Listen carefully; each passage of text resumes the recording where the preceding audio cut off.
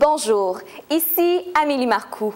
Bienvenue à Angle Neuf, une vitrine sur les activités à l'Université Laval. En manchette cette semaine,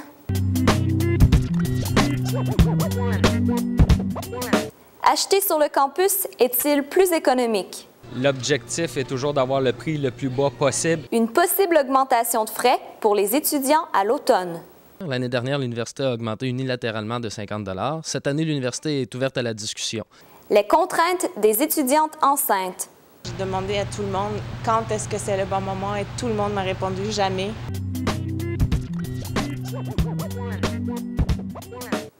Les étudiants peuvent bénéficier d'une panoplie de commerces situés à une courte distance de leur salle de cours. Le phénomène de proximité semble être déterminant à ce qui a trait aux habitudes de consommation des étudiants. Patrick Harvey a constaté qu'il faut toutefois être vigilant sur le prix des produits que l'on consomme sur le campus. En général, les services commerciaux offerts sur le campus de l'Université Laval offrent des prix concurrentiels. Cependant, les étudiants doivent tout de même consommer de manière avertie. Au café étudiant chez Henri sur l'heure du dîner, c'est la cohue.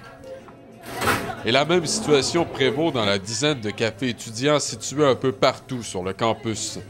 La raison, les universitaires sont gagnants sur toute la ligne à venir consommer ici. La gérante Ariane Légaré-Julien soutient que les profits servent la communauté universitaire. À chaque fois qu'on commande un nouveau produit, bien, on décide le profit qu'on donne aux associations, qui nous revient à nous et au café chez Henri.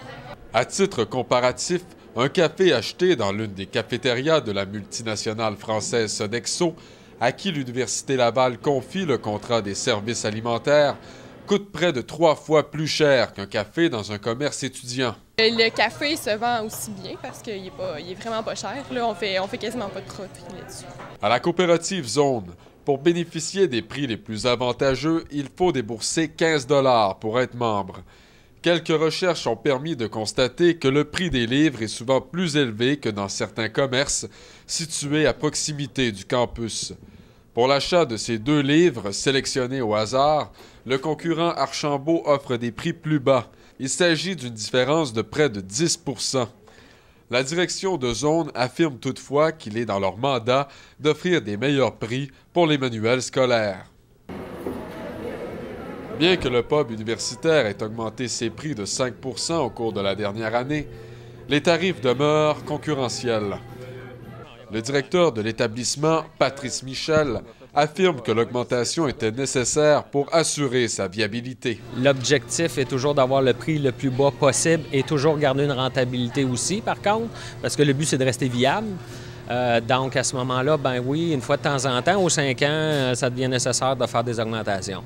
Le service de reprographie de l'université offre des prix avantageux. Par exemple, pour faire agrandir cette photographie, il en coûte près de 40 % plus cher dans un commerce du même genre près de l'université. Pour cet étudiant, bien souvent, le facteur de proximité influence ses habitudes de consommation.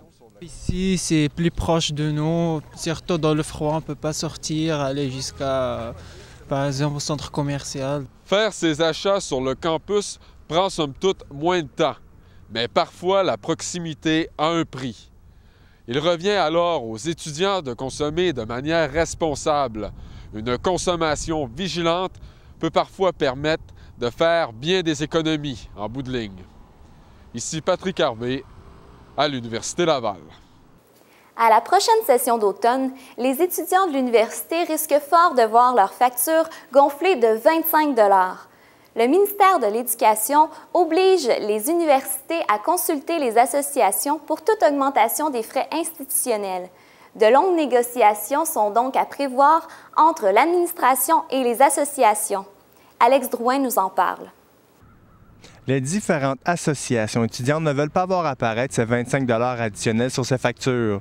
Même si des négociations sont présentement en cours, la décision finale revient à l'université.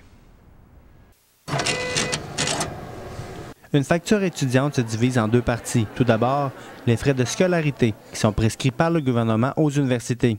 Ces frais ont été gelés de 1994 à 2007, mais depuis leur retour, ils augmenteront de 500 $ en 5 ans.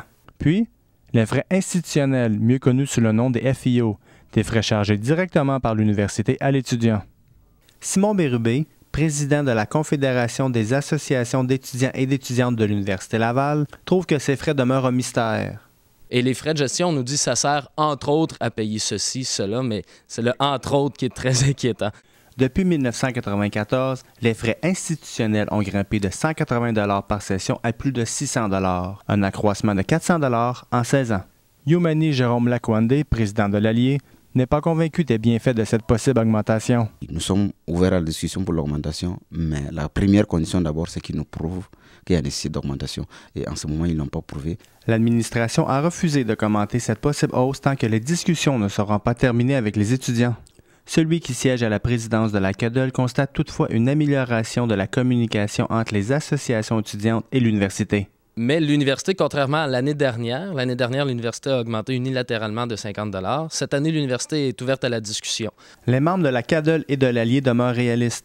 Les négociations seront ardues puisque les associations étudiantes représentent une faible minorité au conseil administratif. Mais quand il s'agit de prendre des décisions, par exemple au conseil d'administration, au conseil universitaire, nous sommes impuissants parce qu'il y a 3 administrateurs étudiants sur le total de plus de 100. Quant aux étudiants que nous avons rencontrés, ils semblent se ficher complètement des frais à la hausse. Mais je paye pour être débarrassé de ça, mais je regarde pas vraiment tout ce qui est en rapport avec le prix.